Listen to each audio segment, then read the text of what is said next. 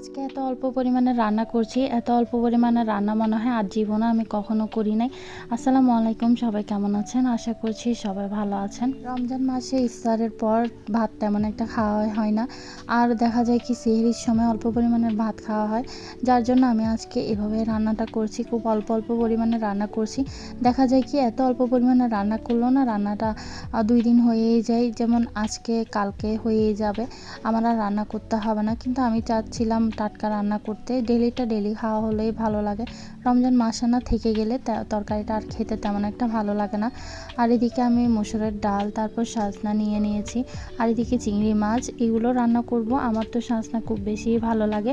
আর এদিকে গরুর মাংস দিয়ে পটল আলু দিয়ে পাতলা করে একটু ঝোল করব।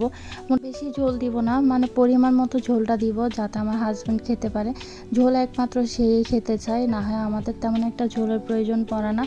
আর এদিকে আমি দিয়ে দিচ্ছি চুলায়। আগে সাজনাটা রান্না করে নিব। সাজনার মধ্যে আমি অল্প পরিমাণের হলুদ দিয়েছি, তারপর মরিচ অল্প পরিমাণে সব কিছু দিব। সাজনা জাতীয় জিনিস বেশি মরিচ হলেই ভালো লাগে না। আর এদিকে আমি ডাল আর চিংড়ি মাছ দিয়ে সাজনাটা রান্না করে নিয়েছি। মশলাগুলো কষিয়ে তারপর আমি সাজনাটা কষিয়ে নিয়েছি। যখন একটু হালকা সিদ্ধ হয়ে আসবে তখনই আমি ডাল আর চিংড়ি মাছ দিয়ে দিয়েছি। খুব পাতলা করেই রান্না করছি সাজনা। এভাবে খেতে না অনেক বেশি ভালো লাগে। আর এদিকে আমি মাছ রান্না করে নিয়েছি। মাছগুলো আমি ফ্রাই করে রান্না করব। টাটকা মাছ হলে না ফ্রাই করে রান্না করতে হয় না, এমনিতেই রান্না করলে খাওয়া যায়। আমার খুব বেশি ভালো লাগে টাটকা হলে, ফ্রাই করা ছাড়াই খাওয়া যায়। কিন্তু এখন যখন ফ্রিজ করেছি তাই আমি এইভাবে রান্না করছি ফ্রাই করে। এখানে আমি আজকে অন্যরকমভাবে রান্না করব। রুই মাছগুলো পেঁয়াজ বাটা, রসুন বাটা দিয়ে, আদা বাটা দিয়ে আমি না সব কিছুই আলাদা আলাদা করে নিয়েছি। তারপরে হাঁড়িতে দিয়ে দিচ্ছি তেল দিয়ে আমি পেঁয়াজ কাটা দিয়ে দিব। তারপর পেঁয়াজ কাটা দিয়ে কিছুক্ষণ ভেজে নেওয়ার পরে আমি পেঁয়াজ, রসুন বাটা, আদা বাটাও দিয়ে দিব। আর এভাবে রান্না করলে না খেতে অনেক বেশি ভালো লাগে। মাছের ঘ্রাণটা অনেক বেশি ভালো হয়। আর এদিকে আমি সব মরিচ, মশলা, হলুদ সব কিছুই নিয়ে নিয়েছি। আমি এখানে একটু ধনিয়া গুঁড়িও দিয়েছি, তারপর লবণ সব কিছু দিয়ে একসাথে ভালোভাবে কষিয়ে হালকা একটু পানি দিয়ে দিয়েছি কষানোর জন্য। এভাবে কষিয়ে মাছ রান্না করলে খেতে অনেক বেশি মজা লাগে।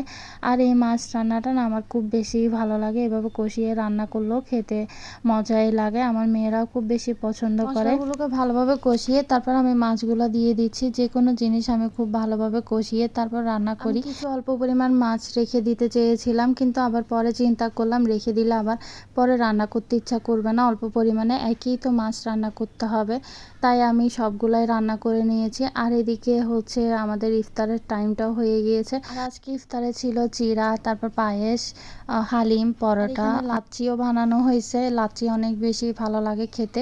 আর এদিকে বেগুনি, পেঁয়াজু, আলুর চপ। এগুলাই ছিল আমাদের ইফতার। আর কোনো কিছুই বানাইনি, ইচ্ছাও করছিল না। সবাই ভালো থাকবেন। আল্লাহ হাফেজ।